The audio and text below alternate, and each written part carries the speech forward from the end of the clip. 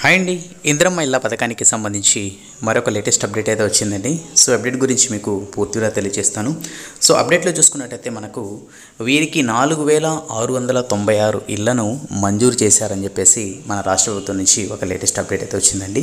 So వీటి గురించి మనం పూర్తిగా ఈ వీడియోలో తెలుసుకుందాము. అలాగే ఎవరైతే ఈ వీడియోని చూస్తున్నారో తప్పకుండా లైక్ చేసి ఇలాంటి అప్డేట్స్ కోసం మన ఛానల్ని సబ్స్క్రైబ్ అయితే చేసుకోండి. ఇంకా మనం అప్డేట్ అయితే చూద్దాం.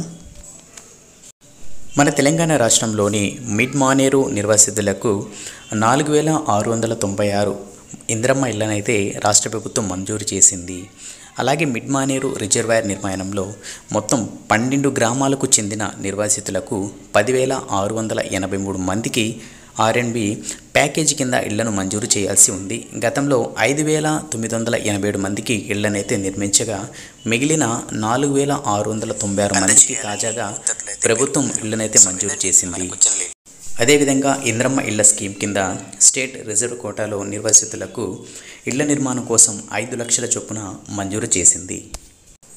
అలాగే ఇళ్ల నిర్మాణం కోసం అవసరమైన చర్యలు తీసుకోవాలని చెప్పేసి తెలంగాణ హౌసింగ్ కార్పొరేషన్ ఎండీకి రాజన్న సిరిసిల్ల జిల్లా కలెక్టర్ను ఆదేశిస్తూ ఆర్ఎండ్బి సెక్రటరీ జ్యోతి బుద్ధప్రకాష్ ఉత్తర్వులు విడుదల చేశారు. ప్రభుత్వ ఆదేశాలతో నిర్వాసితులకు గత ప్రభుత్వ హయాం నుండి పునరావాసం కింద ఇళ్లను మంజూరు చేయాలని చెప్పేసి పడుతున్న ఎదురుచూపులు ఫలించినట్లే. సో ఇదండి మనకు వచ్చిన ఇందిరమ్మ ఇళ్ల పథకానికి సంబంధించిన లేటెస్ట్ అప్డేట్.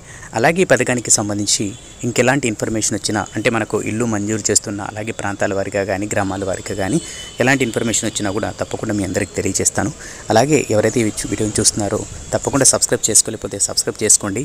మనకు డబుల్ బెడ్రూమ్ ఇళ్ళకి సంబంధించి కానీ అలాగే ఇందిరమ్మ పథకానికి సంబంధించి కానీ ఎలాంటి ఇన్ఫర్మేషన్ వచ్చినా కూడా తప్పకుండా మీ అందరికీ తెలియజేస్తాను. నెక్స్ట్ వీడియోలో మళ్ళీ కలుద్దాం. అంతవరకు keep smiling. Have a good day.